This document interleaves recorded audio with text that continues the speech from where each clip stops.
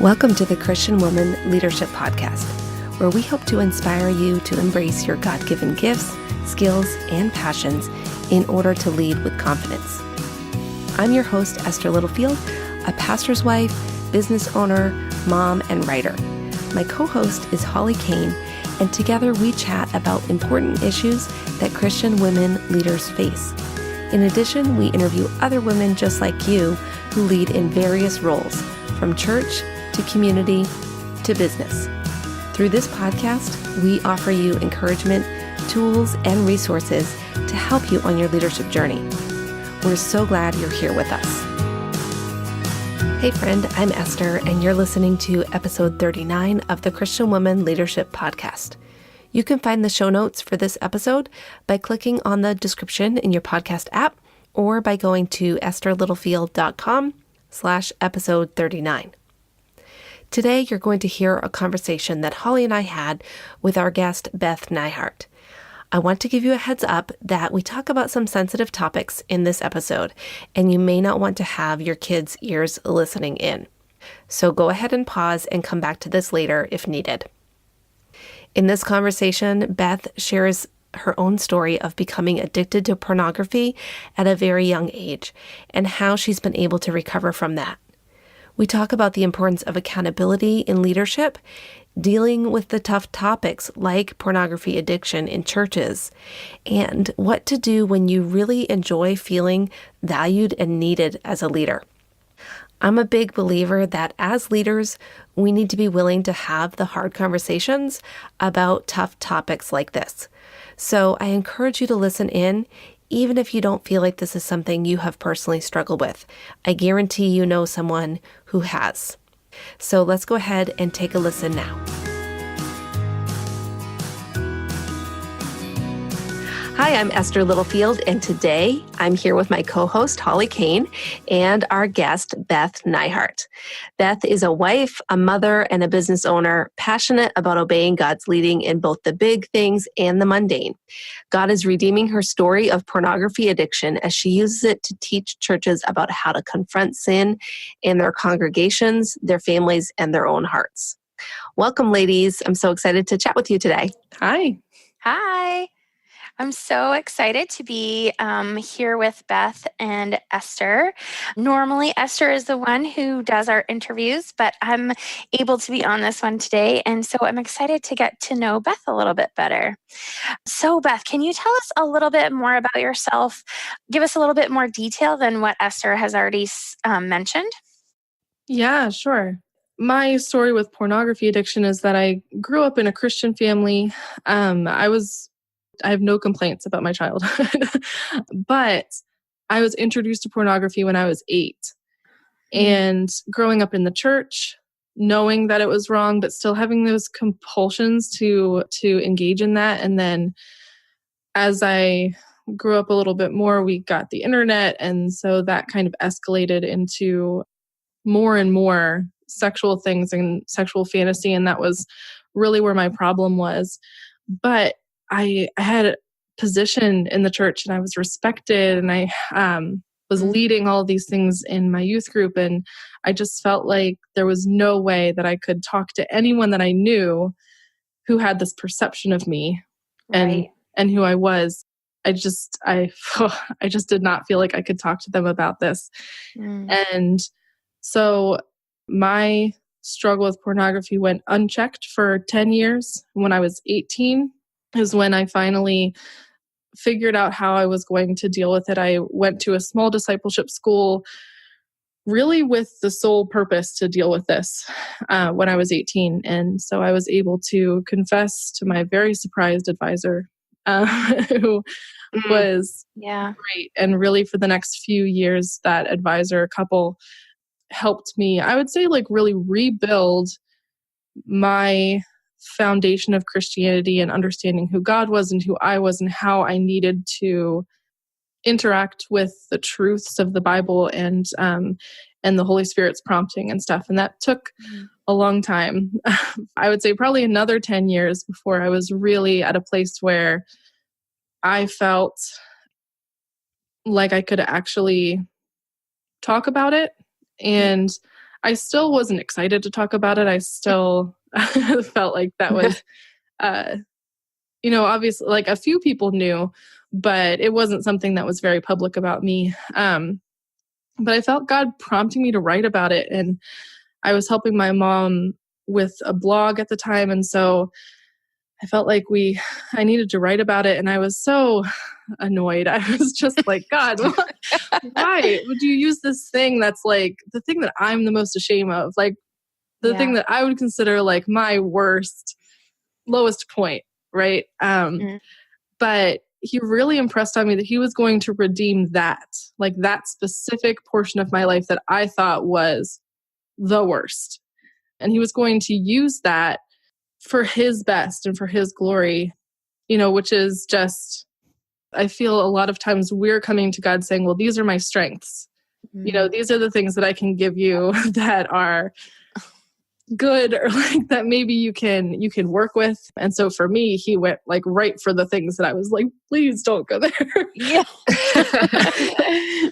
So I want to keep those hidden away. I know. We have these, I feel like we build up these walls around ourselves of just, these are our strengths. These are the things we're good at. These are the things that are expected of us, or our position, whatever it is. And that really inhibits us from relating to people on something that we all have in common, which is our sin nature. We all are dealing with that. And we all need to be able to deal with it effectively in order to be in right relationship with God. And so that's one of the things I would say that I'm the most interested in helping people with, is getting to a place where, no, you're not necessarily like shouting your darkest secrets from the rooftops. I don't think everybody needs to do that. But being able to say, this is the reality of me and what I struggle with. And there are people who know this about me. I'm actively dealing with these things in my life because, whenever you're trying to hide them, that means that you're not dealing with them. Right. So you have shared so many really great things. But I'm wondering, as you it sounds like you were in leadership from a fairly young age. So I'd love to hear about your leadership journey. So how you found yourself in leadership at that young age, and while you were still struggling with that sin, and how that's kind of changed over the years, right? And how you're dealing with that sin has actually affected your leadership journey. Mm-hmm. So I would say that we were the family who knew all of the answers, memorized all of the Bible verses, and we were there every time the church was open.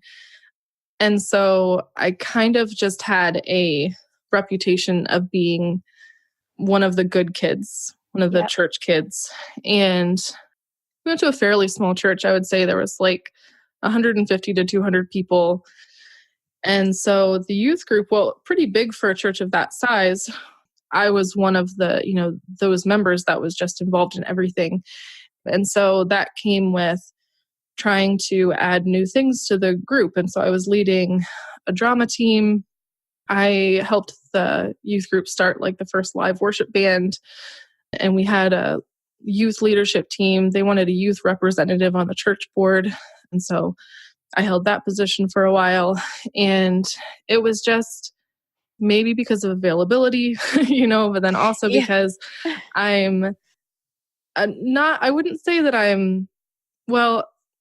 am extroverted, which I learned about myself recently, but I think that I just kind of give off an air of responsibility, which is not always the truth. But I think that that's kind of how I found myself in leadership at a younger age. Mm-hmm. As I got older, as I started actually dealing with the things in my life, I wanted to do something big for God. I always felt like I was going to, be a missionary or a worship leader, some sort of ministry position. And I was sharing with you guys a little earlier, I need to check my motives all the time because I have bad motives for a lot of things. And so one of the things that I struggle with is I'm really attracted to the respect and the influence and, all those things that kind of come with leadership. And I need to check myself because especially in Christian leadership, you can't be trying to draw people to yourself. It can't be about you. Right. At least if you want it to be really good. and so I was kind of struggling with that. Do I try to go into something? I went to college for a little while for worship arts and kind of moved around from position to position and just never really seemed like it was the right thing for me. And then I got married and had a baby and kind of fell off the map for a while. And I wasn't leading anything. And I went through what I call my drought of friendship. I didn't really have people in my life that I was connecting with and able to talk to. And so I would feel like I was just not leading at all. And that was hard, but good for me in a way to be out of that and to have to say, that's okay, that I'm not in charge of anything and that nobody's looking up to me for advice or whatever, because I think that's also important in Christian leadership, especially to know that if God took all of that away, is that all right? Are you reliant on that feeling of being important, or is it about what he wants to do with you? And so I feel like he's slowly put me back into leadership. I was realizing that I needed connections. I needed to be with people, and I found my people online first. I started a mastermind of Christian women, and we were instantly, I want to say it gave me a very bad, the next time I tried to start a group, I was really disappointed because that one just instantly was like, everyone was engaged and asking questions and talking, but I was technically their leader. I had started the group and they kept on calling me their leader. And I was like, I don't know.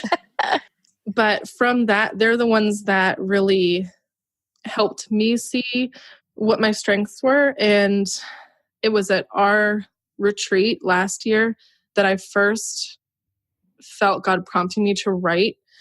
I had already written blogs a little bit, and so my story was kind of out there, but I felt God prompting me to write a book. And so I went home from the retreat and started writing, and man, the first draft was done in 2 months. It was really crazy. It was really intense.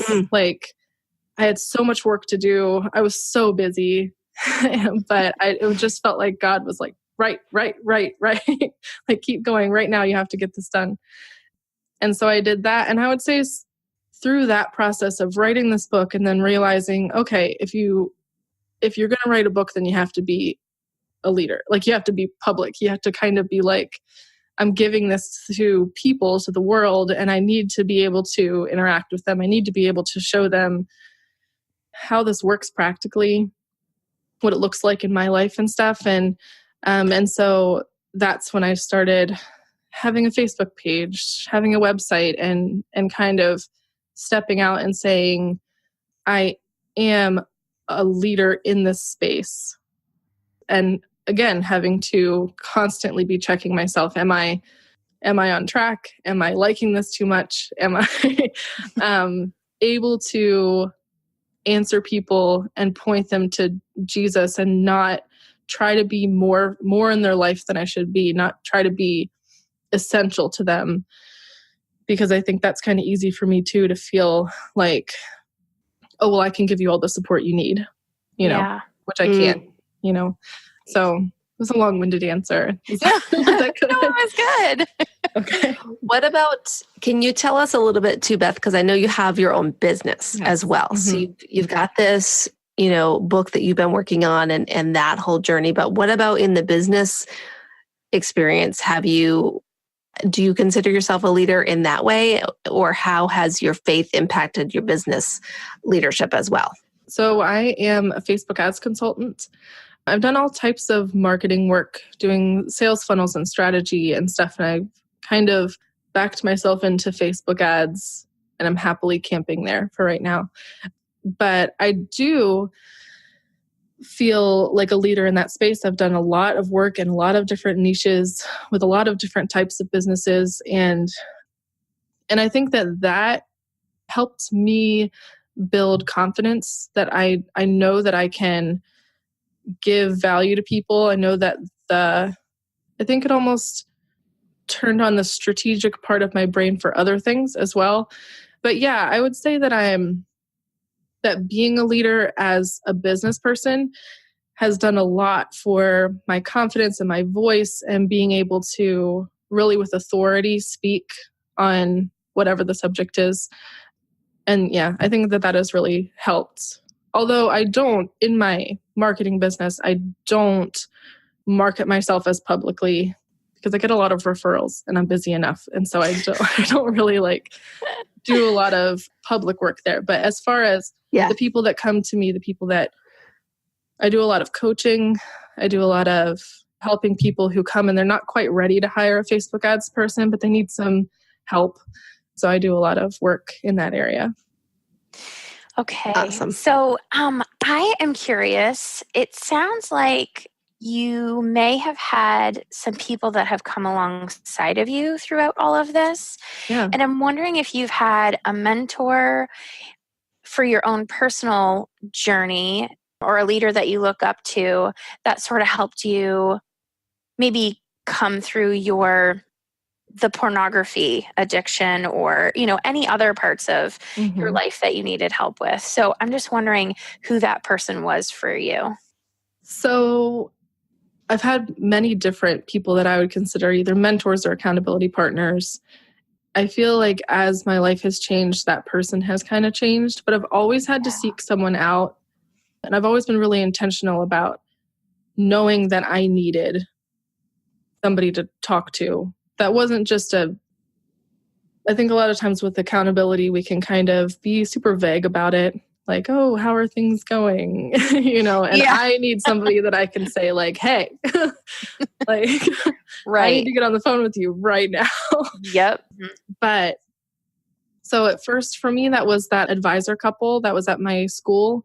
And I would say that they were my accountability and mentors, and they were really discipling me I was at the school for 2 years, but I would say more like 4 or 5 years, they were kind of my people.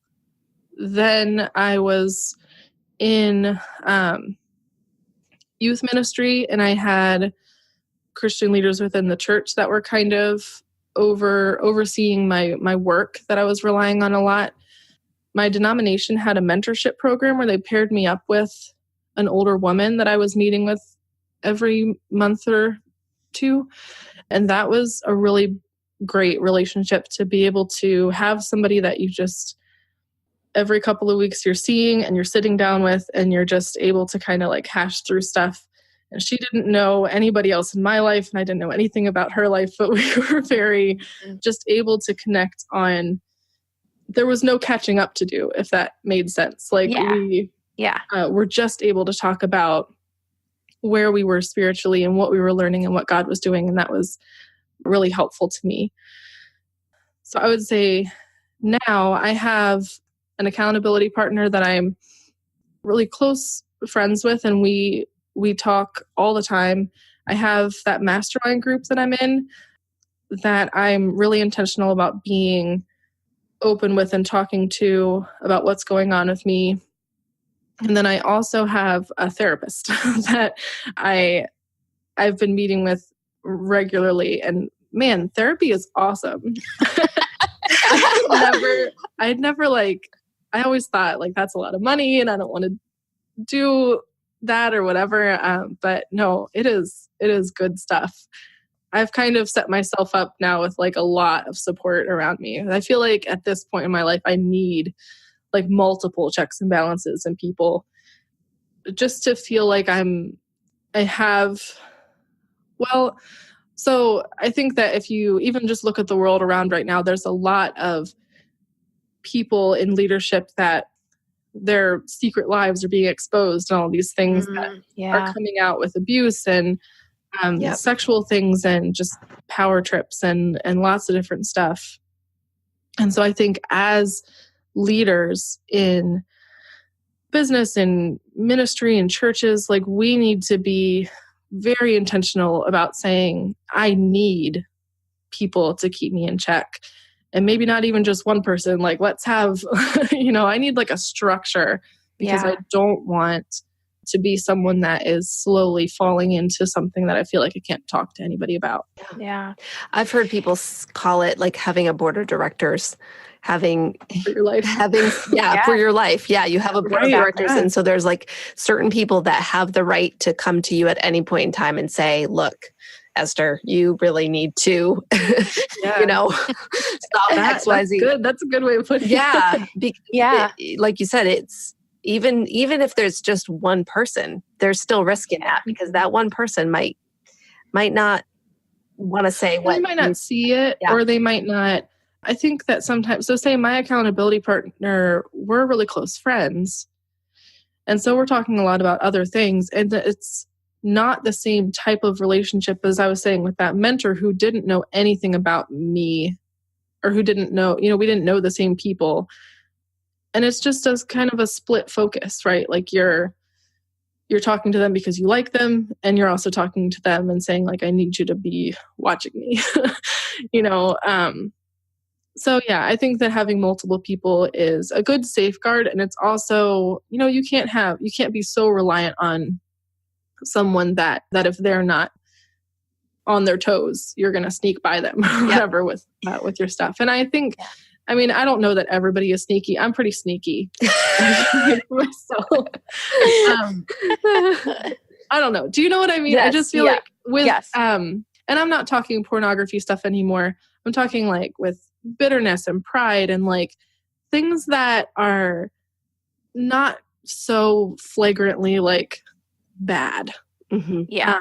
I still need people to say like, hey, Beth, you're sounding a little bitter there. Why don't you look at this from a different perspective? Yeah. So I love how you are intentional about that accountability and super intentional about the people that you have surrounded yourself with. And I love how you are really striving for that. Can you tell us a little bit more about how you are encouraging your church and maybe other churches regarding the issue of pornography? Yeah. So being involved in a local church was something that for a section of my life was sporadic. I either didn't feel like I was connected enough or I didn't feel like I had been going there long enough, to talk about anything of importance. But being able to be involved in this local church, and I went to the pastor and I was writing the book at the time, and I started talking to him about that. I started asking, my church has a care ministry, and that's where I was connected with my therapist. I started talking to her, not realizing that she was the head of the care ministry. And so she was reading my book and she started asking me questions about what I thought our church could do better. So I was saying all these things, and then she told me that she was the one in charge. And I was like, oh no, did I criticize her? Oops. Which was just a moment of panic. But it was fine. But I realized actually that my church is doing more for people who are struggling with different types of sin than I realized. And I think that I was able to, through talking to her and talking to the pastor, to say like, hey, can we be more vocal as a church about what's available? Because if you look at some of these ministries that are, and organizations that are dealing with the problem of pornography, which is, oh my word, it's rampant all over the place, and in the church, just not addressed very much. And when we do address it, we kind of just say like, hey, that's bad, don't do it. Get an internet filter, stop. But that's very rarely enough for people, especially with smartphones, kids getting them so young and going to school and being exposed to things. And anyway, so it's really clear whenever you look at these statistics that there are many people in the church who are dealing with pornography specifically. But then if you think about like how many other sins there are, like we're all dealing with stuff. And yet how many people in the congregation are actively involved in some type of group or mentorship relationship or something where they could be dealing with that. And so I think just from seeing that, you have to conclude that there's a lot of people that just aren't dealing with the sin in their life. They just don't either know how, or maybe they're just like way better at it than me. I don't know. But I was able to talk to our leaders about, can we just talk about this more? Can we have more people sharing testimonies of how they are dealing with sin issues through what the church provides? The church provides groups that are really focused on building the kind of relationships where there's confession and accountability. The church provides connecting people with counselors and therapists and recovery programs if they're maybe at a point where their sin has turned into like a habitual addictive behavior and they need more than just somebody to talk to. In our church, actually, there's budget to help people get to those programs and into those therapy relationships, if that's what they need and if finances are a problem. And those are all things that I had been going for a while and I had no idea that was available. So I think for me, being able to talk to them and say, wow, some of these things that you're doing are really great. I don't think anybody knows about them. Or I don't think that people are aware that it's not kind of shameful to need help with this kind of thing. And so my book is going to come out in March, and we're working on being able to do like a class based on the book and studying sin and studying sin nature and studying confession and accountability and forgiveness and grace and all of those things that are involved with being a human with a sin nature and trying to be holy like he's called us to be. So we're talking about classes. We're also just trying to be more transparent about what the church offers. And then I've been able to be in contact with a few different people who want to use this in their churches as well. And so I don't have any established, this is the study that we do yet, but I think that that's something that is going to develop as I go. I think we'll see. Yeah. So I think you've given us a lot of different ideas and examples of how your church specifically has handled sin issues. But do you have any other thoughts or tips for how other churches can do a better job of dealing with issues like pornography? It sounds like you really landed in a place that was already sort of working towards that. But I don't know that many churches are that far ahead when it comes to that. So I'd love to hear what you have to say about how churches can work towards that.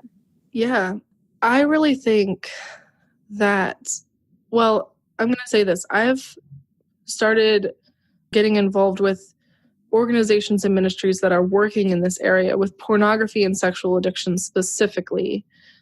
And what I have found is that a lot of them are discouraged with how much churches seem to care about the issue. Because I think that a lot of churches understand that there are problems, but maybe they're not sure what to do, or they're doing so many other things that it just seems like you can't tackle another gigantic problem. Or they don't feel qualified to deal with it, and so they refer people out to therapists instead of having a way for them to deal with it within the church, which some people do need therapy. And I would say for a lot of other people, having the type of relationships within the church that they can be a part of and speak openly about what they're dealing with and get encouragement from older men or women who have dealt with sin issues as well, that would be enough. That would be good for them. But what I would say first is that if you are in any type of leadership role in a church, start looking around, because there are so many ministries. Can I name some ministries? Yeah. Is that okay? Sure. Yeah, go for it. So there's Pure Desire Ministries is doing a ton of stuff working with churches. Brave Hearts They are the ones that in December, they hosted a free virtual summit that I got to speak at, which was 70 or 75 speakers that were all either had their own recovery story or were in some type of leadership or authors of books or ministries that are helping people work through pornography addiction or sexual addiction.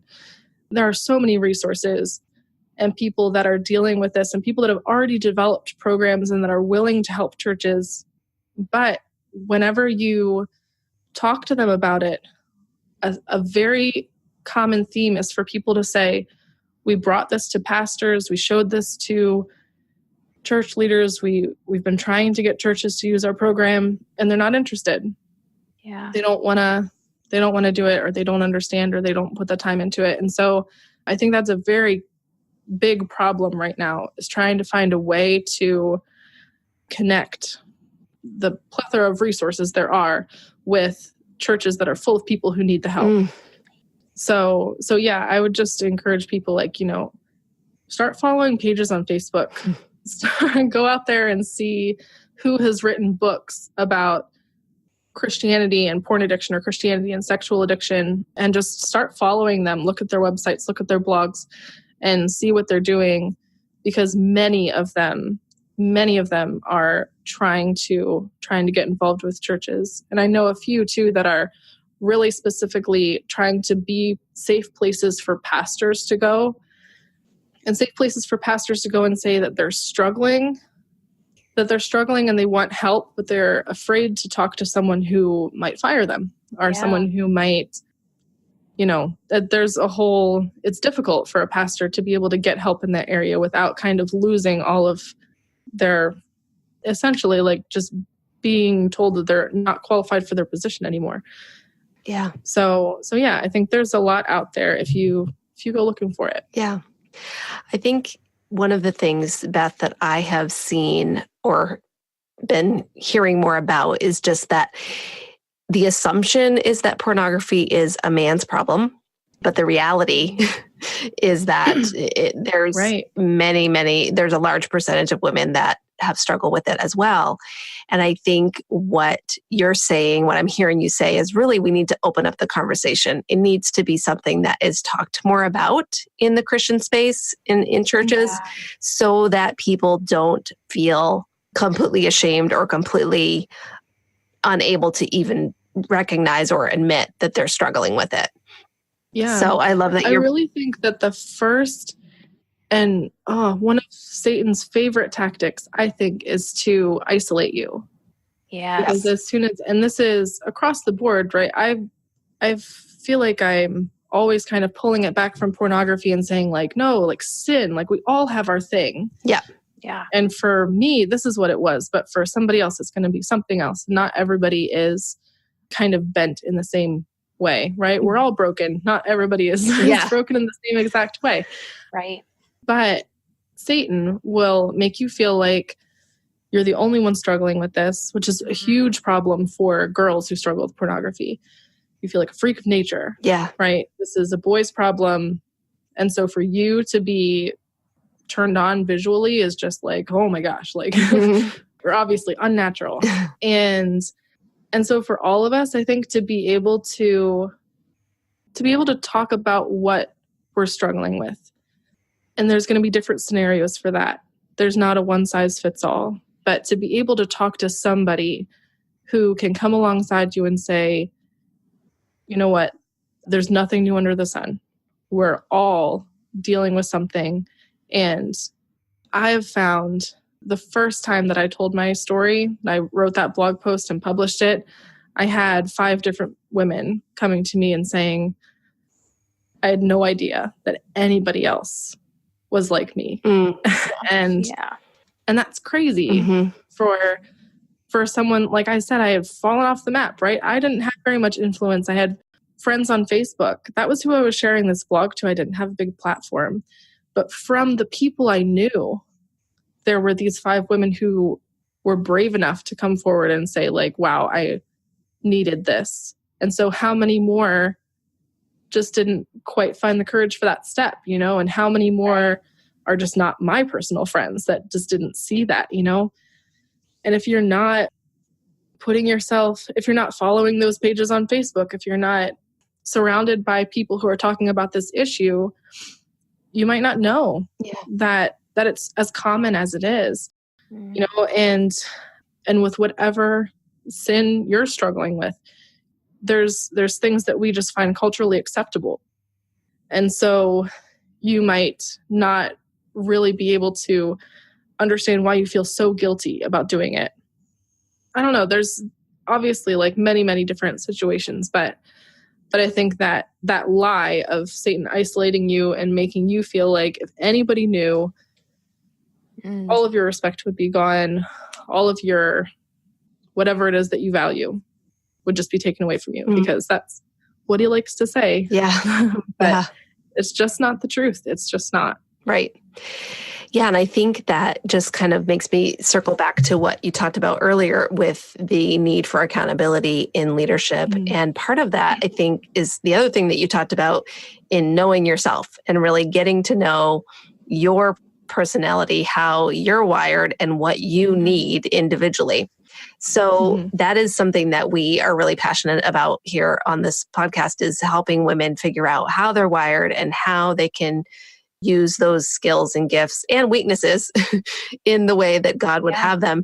So has there been something for you, Beth, that has helped you understand yourself better and, grow in your leadership along the way? Yeah. So for me, I would really say, well, I've done a lot of personality tests and spiritual gifts tests and all of the things, and like defined myself in all of the different ways. That didn't ever really feel that practical to me. I think when I joined that mastermind group, when I started that mastermind group, was the first time, and like having those relationships that have continued now. This is our 3rd year of being in a group together.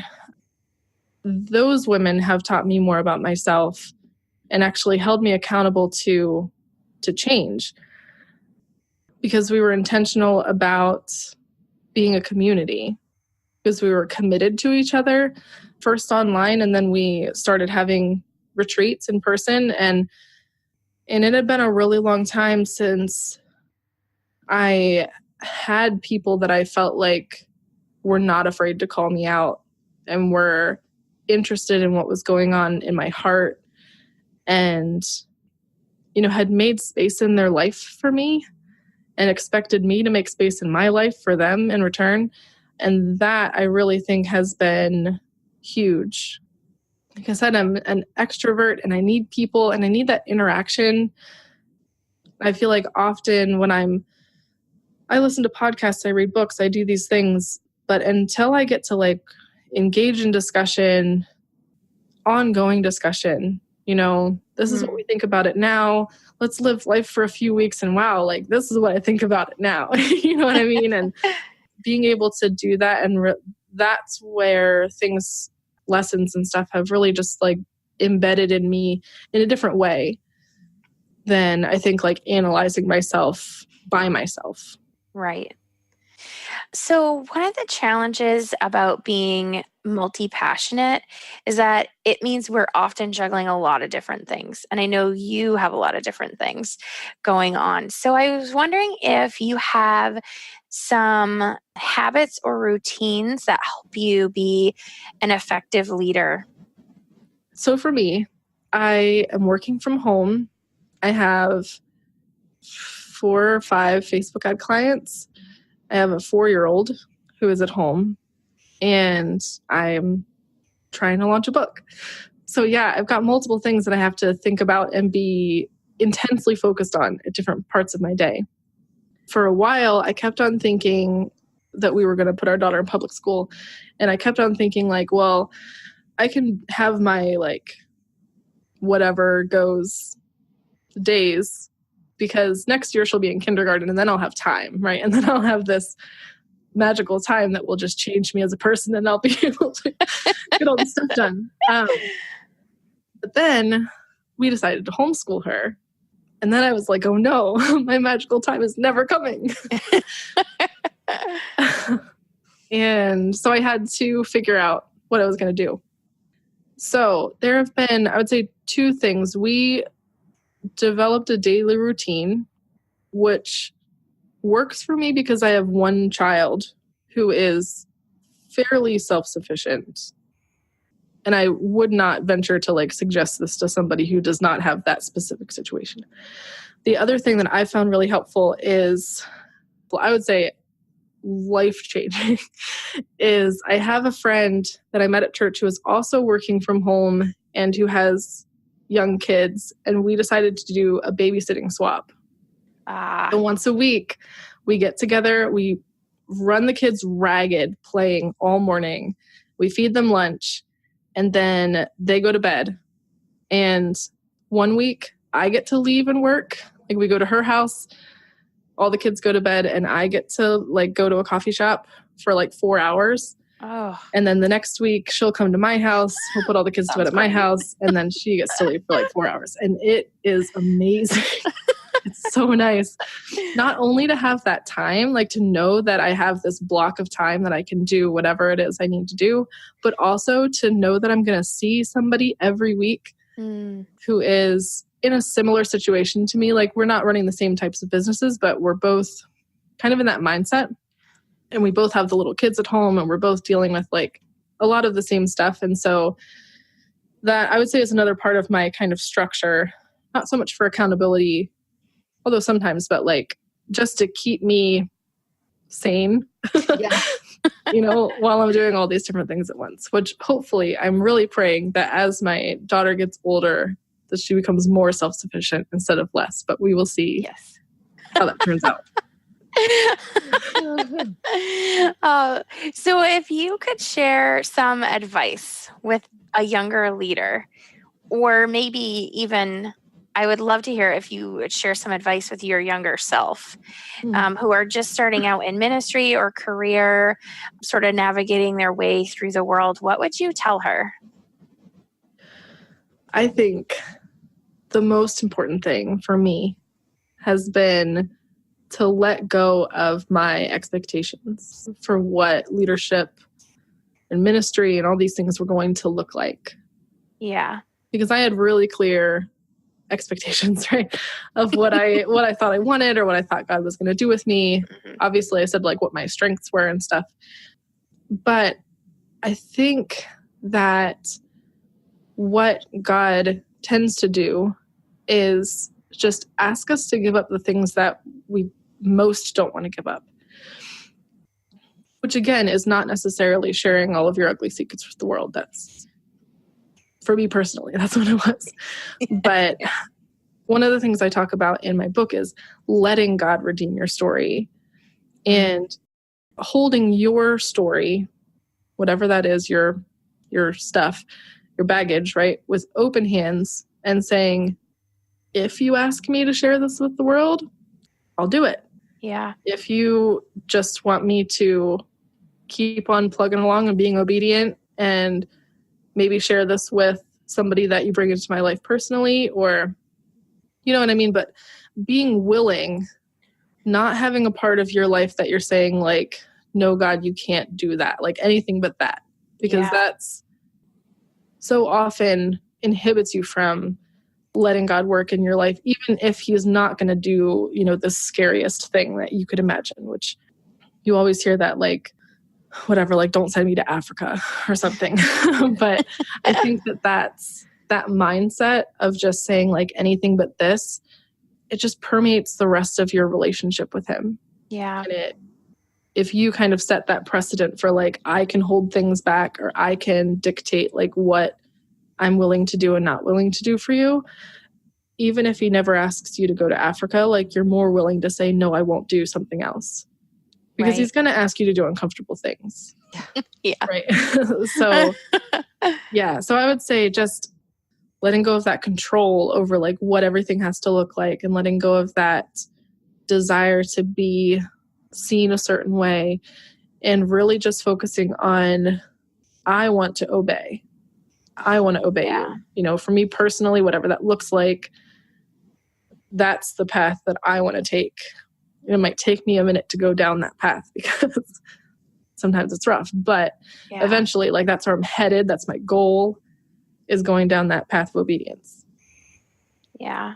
So I love what you said about expectations, because I feel like I was in the exact same place as you when I started out as a young person. I just had so many expectations, and none of them involved being vulnerable. None of them involved telling people my stuff. It all had to do with me being the squeakiest clean version of myself and the most polished professional version of myself. No matter what career path I chose, my expectation was, well, you just become an adult and you just get better, and you don't do anything wrong. You are, you keep working towards this ideal state of perfection. And that's not true. And I found that the places that I've been able to lead and the places that I've been able to be effective with people are the spots that I have to reveal my vulnerabilities, and the places that hurt and the parts that are hard. So I totally relate. And I just love that advice for a younger leader. Yeah. And I think that it's important too to just make sure that, like you've said, Beth, it's about what God is calling you to surrender, or what God is calling you to share. Yeah. And that for you, He's asked you to write a book, but that might not be the case for someone else. Right. Well, that can't be the case for everybody. No. that would be a lot of books. But, I think sometimes we look at the people who share their story publicly, and it almost seems like glamorous, right? Like, even if it's a bad story, it still can seem exciting and glamorous. And maybe what God is calling you to do is just talk to one other person and share your story. And maybe you actually need to hold that back from the public, Right, yeah. And so I would just encourage you who are listening to make sure that you're going with what God is calling you to do, and not what you're seeing other people do or share, etc. Yeah. And if you're not sure, I really think sitting on it for a while, being willing to say, okay, I'm not sure if I'm doing this with the right motives. This is what looks good to me, but God, let me sit on this for 3 months, 6 months, a year. Yeah. And see if you do something else, or if it really I feel like if you're persistently praying, if you're asking Him for direction, He's either going to direct you one way or the other, or it's going to become really clear that if you're doing it wanting to honor Him, that any of your choices would be fine, would be okay. And I think kind of letting go of that, like, there's one perfect plan or one exact thing, and being willing to say, like, well, let's see what this looks like with some time behind it. Yeah. Because we can get emotional, and we can make decisions, and we can start things, and we can then see them flop, just because, not that that's always bad, but I think having a little bit of patience and knowing that, like, if it's really about God getting the glory, if that's your goal, like, He's all about giving Himself glory, like, all about that. And so if that's what you're about too, like, then it's okay to make sure that that's what this decision is going to do. Yeah. I love that you said that it's about His glory, because a lot of times when people share some of those difficult stories in a bigger audience, they spend a lot of time on the gritty details, and that's not the glory of the story. The glory of the story is the redeeming power of God, and He's the hero in all of this. And so I think that's something that we also need to remember when we're considering talking about some of these vulnerable things. That, are you talking about it so that you can, like, shock and awe people? Right. Or are you talking about it because God is the hero here and He's the one that deserves the glory? And if He chooses to use it for healing of someone else, then we're all about that. So, So on our podcast, we believe that leaders are learners, and we love talking about different resources and different things out there for our listeners. And I was wondering if you'd be able to tell us what your favorite method of learning new things is. Well, I listen to a lot of podcasts. I do. I have recently started, I say recently, I'd say in the last year, started reading physical books again because I got into a rut of reading books on my phone. Yeah. And I was doing that a lot. I was reading a lot of good stuff. But I realized one day that my daughter doesn't know if I'm reading my Bible or scrolling Facebook. She can't tell. And I have memories of my parents, like of walking out in the living room and my parents are reading their Bibles. And I knew that that's what they were doing, right? Because it's a Bible. So I decided I need to be reading books. Like I need to be reading the physical Bible. I need to be like showing her myself reading books because that's important to me that she can differentiate. Yeah, that's great. So I've been able to learn a lot that way, actually picking up physical books. And then I also feel like I'm finishing them or like, the other thing about reading books electronically is that I kind of like you read through it and it's hard to flip back, right? To remember something. It's hard to mark your place. You can, they have tools and stuff, but being able to actually to highlight, to write a note, to throw a sticky note in there is helpful to me, like interacting with it. And so that's been fun to kind of like re-find that method of learning. I love that. I love that example for your daughter. So can you share with us sort of finally what maybe you have read very recently, maybe one book recently that you've read that you really enjoyed? Oh, so many. I'm making you pick one.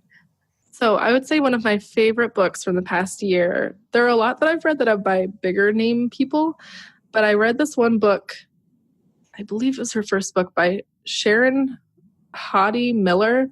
I don't know how to say her middle name, so I'm probably butchering that. But it's called Free of Me. And oh my word, this book. I've heard really good things about that book. Yeah. Yes. So I feel like a lot of times authors are talking to you kind of from a place of like, I have already learned this, or I have, gonna help you come up to my level. Yeah. But I feel like Sharon, when she wrote this book, was very much saying like, these are the things that I struggle with. And this is what God has taught me about dealing with these things, about making things about myself, making my ministry about myself, or making my marriage about myself, or making my friendships about myself. And this is what God has taught me. And then this is how I'm combating that in my life now. Yeah. How I'm turning this around to make it about Jesus. And I feel like you can feel that companionship, that she's saying like, we need to make things not about ourselves anymore. Right. Which was so cool. That book is like covered in Post-it notes. I love it. And I recommend it to people all the time. So I would say that was a great one. I don't know so much. I mean, obviously for like personal leadership, for being a person of integrity, Right. So as we wrap up, if you could just let me know or let our listeners know what the best way for people to connect with you is, I'd love for them to be able to do that. Yeah. So my website is rendyourheartbook.com. My book is called Rend Your Heart and Not Your Garments, which is from a passage in Joel. They're just talking about like actually changing your heart, repenting from the heart and not just on the outside. So the website is rendyourheartbook.com. And then Facebook is at Rend Your Heart Book. Instagram is the same thing. And my email is info@rendyourheartbook.com. Okay. And so I would assume that there's a link there if people wanted to purchase your book from your website. Yes. Well, the book is coming out March 22nd. Okay. You can pre-order it. And there's also, I just put up free sample chapters. So there's a link to that on the website as well if you want to read the first couple of chapters. Okay. That sounds great. Well, thank you so much for being with us. We really enjoyed talking to you and really enjoyed your perspective on leadership and your personal journey with leadership and sin issues and all those sorts of things. So thank you so much. Yeah, thank you. I had a lot of fun. Thanks, Beth. Great. Thanks for joining us on the Christian Women Leadership Podcast. If you enjoyed this conversation, come and join us in our private Facebook community. We would love to get to know you better so that we can make sure the podcast is providing what you need. Plus, you can share your questions and ideas, and you'll be surrounded by incredible Christian women leaders. To join the group, visit estherlittlefield.com/group. Now, don't forget, your leadership matters, and it's time for you to embrace your gifts and lead with confidence.